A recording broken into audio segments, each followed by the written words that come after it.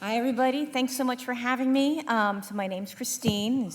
As Susanna kindly introduced us, I'm the president now of IX Investments, but I'm also the former chief sustainability officer, and I had the great pleasure and honor and privilege of serving in the Obama administration during a time when, of course, we were helping to negotiate terms of the Paris Climate Accords and trying to set a really good example ourselves, both from the operations that we had in the federal government, as well as setting domestic policies here in the United States.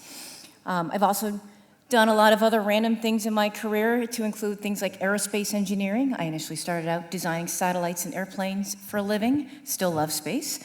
And I also have been a management consultant for over 10 years, helping to advise companies, specializing in operational turnaround. But of all the different kinds of jobs and hats that I've worn thus far, my biggest accomplishment, if you will, is being the proud mother of 2 boys, ages 10 and 7, who absolutely love video games. And, for people who are of my vintage, we grew up at a time when video games aren't really good for your health, and we still see a lot of that kind of rhetoric and media out there. Same thing, by the way, also with comic books. Were very much a denigrated form of, or as a means of learning, right? It's just a cheap form of entertainment that didn't really add much value. But, I think my chagrin about my boys today with respect to video games is that they will abandon everything, like their manners, their chores, their homework, piano, right, to play games. And I guess if I'm being honest with myself, this is kind of what I thought initially and how we grew up thinking about games. And if I have to be honest with myself, the apple doesn't really fall far from the tree, because I can't tell you how many hundreds, if not thousands of hours I spent in college playing Tetris, or games like Jewel Box, which was written by a friend, and now I guess I'm officially dating myself. I'm quite the master. I prefer the traditional keyboard version, and it never ceases to amaze me how engrossed we can become in games. And as a relatively newer parent, right, this is the kind of things that we're thinking about. We're hearing you want to limit screen time for kids, you want to limit the amount of games that they're playing, et cetera. And the tiger mom that I am is always looking for ways to engage their brains and in a productive way. So my attitude towards games changed recently when my older son had to do a project for his California State History course. In California, in 4th grade, you have to study the state of California, and he needed to write a journal, as if he were a prospector traveling from the Northwest Territories to California to participate in the gold rush, right? And so we're like, great, son, we're gonna plan out this project, how are we gonna do it? And after a very brief 5-minute conversation with him, I realized that I needed a much better way to help him imagine this trip, because he was just reciting whatever black and white stuff was on the book, and I was like, come on, point out to me, where's Ohio on the map? And instead of me trying to nag at him to figure out, look at all the different kind of rivers you gotta cross, and what kind of mode of transportation? And he's like, I would have flown. I'm like, okay. Son, this is like 1849, right? You get that airplanes didn't come for another good 60 years. So anyway, so I went out and I bought him the Oregon Trail game. And again, I may be dating myself, but my son, of course, is completely engrossed, and he absolutely loved planning for the trip, like all the unexpected incidents that occurred during this long journey, the deaths. You have dysentery. Have you guys played Oregon Trail? Yeah, right? And the fantastic pixelated way. And his favorite, he loved having broken arms. He thought that was fun because it was play and not in real life. But his favorite, hunting. Absolutely shooting at the animals. I'm like, okay, fine. But this time I was totally okay with the fact that he was so engrossed in the game, because he was actually learning. He was learning how to plan for the trip. He was learning how to size things up. He was learning how to develop contingency plans. And, provided, of course, he actually wrote his assignment in a way that actually made sense, and it flowed, and he got a good grade on it, right? So that's awesome. So based on experience, the adult tiger mom and me that grew up during the 90s, I guess I'm technically Gen X, still a little bit cautious on the whole gaming idea. Thought about what can we do to help leverage this level of interest and energy towards addressing the climate change and the environmental issues that we're facing today, right? The amount of brain power and also the economic power that we need in order to be able to help address this crisis, it certainly is not insignificant. And there's a good number of climate change games that are out there, right, that are largely more for classroom-based learning, and they're fantastic. Legends of Learning, Games for Change did the wonderful New York City Climate Change Challenge a few years ago. And of course, there's a couple of other games out there as well, like from NASA and NOAA. And these games help raise awareness on the root causes of climate change and policies that have been implemented to address it, et cetera. And we already know, of course, that game-based learning is extraordinarily effective and, of course, fun. And in addition to my anecdotal experiences, there have been studies that have been that validate that thought and that thinking, namely the 2017 Vanderbilt University study on substantial integration of typical educational games into extended curricula. Such a classically academic paper. But they found that students boosted their test scores by the equivalent of over half a letter grade in just 3 weeks when their teachers used digital games in the classroom.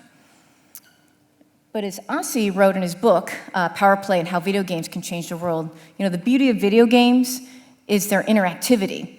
And the fact is that their DNA includes many other attributes that traditional media simply doesn't have. They're centered on action, loops of cause and effect. And they can have a real active and social viral forces if it's designed well. And perhaps I'm speaking to the choir here given this particular audience, but suddenly instead of talking about a soft experience that may impress upon us, upon further reflection and rational thought, et cetera, now we're speaking of measurable change in real time in the real world. And so what I want to know, what really turned me on to gaming and partnering with Games for Change is how can we apply this fervor and passion to an overwhelmingly large problem like climate change?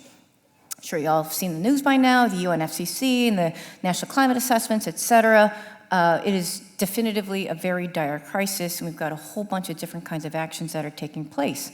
And so how can we leverage positively the energy that gamers can bring? And the good news is, of course, we're not alone, right? We've got people and communities, cities, businesses, schools, et cetera, and we're fighting like our lives depend on it. And one of my favorite Canadian academics, he's a science broadcaster and a climate activist, is a gentleman named David Suzuki. This quote, I think, is very relevant, pertinent for us here, that in a world of more than 7 billion people, if each of us is a drop in the bucket, but with enough drops, we can fill any bucket, and I think we're truly there. So how can we tie games to tackle these actions against climate change? And that is my challenge to you today. I'm speaking more as an expert on climate and sustainability, again, still a very nascent gamer, just a very rookie and amateur experience myself. But there's a number of collective steps that we can take, both collectively and individually, to help reverse the effects of climate change. So I like to engage your guys' imagination and your smarts to figuring out how can we connect people to do these tangible actions. So for example, number one, renewable energy. Costs are dropping every day, and renewable energy is the best choice for the environment, for the economy, and the global push for cleaner and healthier energy is on. So how can we help convince our gamers to buy electricity from renewable energy sources as much as possible, and/or, if it's possible, even invest in renewables? Green transportation. In the US, transportation accounts for about 29% of the greenhouse gas emissions, and that means greening your commute and transportation habits can make a huge difference. So how can games help reduce transportation emissions by doing things like taking public transit, riding a bike, car sharing, switching to an electric bike or electric or hybrid vehicle, using scooters, et cetera? How can we use games to use energy wisely, right? So a lot of these topics are things that many of us may perceive like, oh, my mother is nagging me again to turn out the lights. Turn out the lights, that stuff costs money, et cetera, we're not made of money, that type of thing, right? So if there's a way that we can make it fun and tie it to the climate and the realities associated with that and understanding where in the chain that comes into play, I think would be super great. So for example, on a per capita basis, the US is one of the top energy users in the world. And so by getting more energy efficient, obviously you'll pollute less, you'll save money, the small changes can add up. So for example, things like changing to energy efficient light bulbs, again, right, kind of naggy mom, how can we make that more fun? Unplugging your computers, TVs, and other electronics from not using them, they're called phantom loads. Washing your clothes in cold or warm water. Dryers are energy hogs, so hang drying or using those dryer balls, et cetera. looking for Energy Star or more energy efficient appliances, right? All this boring stuff. How can we make it more fun? Another thing that's not as fun, especially if you're a parent and or the receiving child, is eating for a climate-stable planet, which means more vegetables, right? There's some very simple changes you can make to your diet to help with that. Eating meat-free meals, buy organic and local, don't waste food, all that other good jazz. But what are the things that we can do? And last, certainly but not least, is to act against forest loss. So trees and forests serve as a tremendous carbon sink, and they each remove almost a ton of carbon dioxide from the atmosphere in a year. And they're very much our friends and our allies in the fight against climate change, and so therefore, to the greatest extent possible, how can we help save forests and reduce wood and paper usage, et cetera, plant more trees so that all this stuff collectively adds up towards addressing the current climate crisis.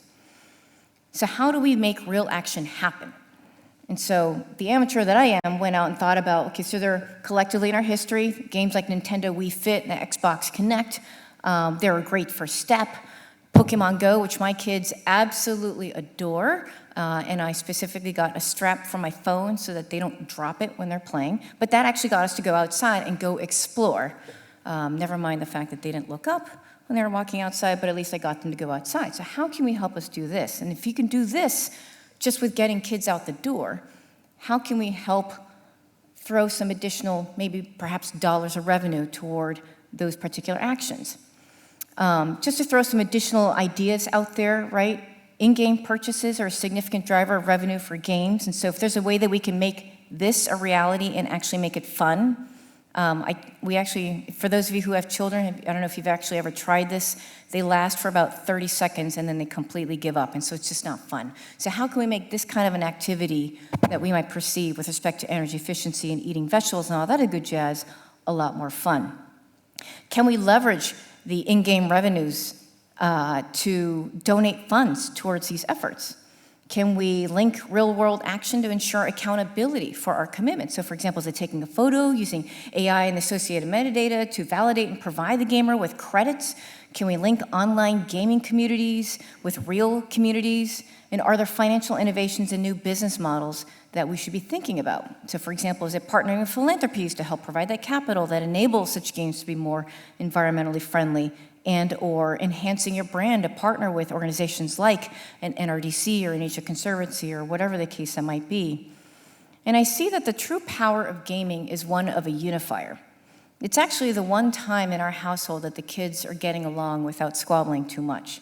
So to project that onto the millions of gamers that are out there, you're actually able to corral millions of people to engage in a very similar activity, all reasonably at around the same time. And there's not much out there that can help, that actually has that kind of power, which is amazing. So how do we use it? How do you create that perfect formula to of relevance, tone, and execution? And how do you help create that sense of FOMO and drive up the potential for social experience with respect to climate change and the various things that we just talked about? How do you integrate social sharing into the game? And I guess these are all fundamental things that you all are likely thinking about as you're developing your games, but I guess the additional step that I would like to ask you to take is, what specifically are those tangible things aligned with buying renewable energy, electrifying your transportation, thinking of a different way of eating, et cetera, that we might be able to do it? How do we make it fun and cool for users to post about it on Facebook or Instagram or Twitter or whatever? It encourages them to seek out other enthusiasts through hashtags and social searches, et cetera. All this engagement obviously promotes retention, as you all very well know, which is necessary to help sustain that popularity and, of course, to harness that energy towards addressing this crisis. And so for this to be a success, this might mean that you'll have to make some new friends. And frequently when I speak, especially previously used to speak at a lot of policy nerd or energy nerd or engineering nerd conferences, there's usually this stunned sense of silence that I have to go out and make new friends. What are you talking about? I don't do that sort of thing. But very much want to encourage you to please do that. And these friends are going to speak a different language. Just because they speak English does not mean they speak the same English as you.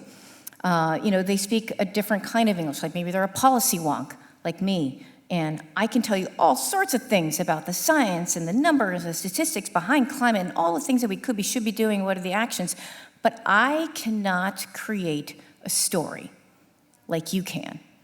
How can you guys make that story to be able to convert it into action. And I encourage you to please be patient with those of us who don't speak game and don't give up. And I sincerely hope they accept my challenge, because it's not just for me, it's for all of us, and very much so, the world needs you right now. Thank you very much for having me.